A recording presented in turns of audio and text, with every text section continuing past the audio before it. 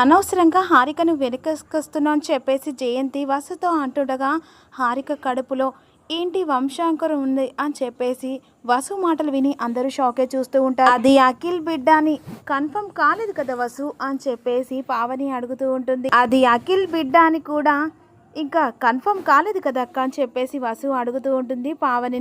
హారిక ఇక అఖిల్ని అవమానించింది, ఇక అందరినీ కలిపి అనరాని మాటలు కూడా అంది, అందరినీ అవమానించింది అని చెప్పేసి భాస్కర్ అంటూ ఉంటాడు. అలాంటి దాన్ని ఇంట్లో ఉండనిస్తామా అని చెప్పేసి అంటుండగా నేను తప్పు చేసేది ఉంటే వసు అక్క నన్ను బయటికి పంపించేది కదా అని చెప్పేసి హారిక అంటుంది. నువ్వు ఎలాంటి దానివో మాకు అందరికీ బాగా తెలుసు, అసలు వదిన మిమ్మల్ని ఎందుకు వెనుకకేసుకొస్తుందో నాకు అర్థం కావట్లేదని చెప్పేసి అఖిల్ అంటాడు. ఆఖరిసారిగా చెప్తున్నాను, హారికను బయటికి పంపించు అని చెప్పేసి అంటుండగా నేను పంపించలేను అత్తయ్య అని చెప్పేసి వసు అంటుంది.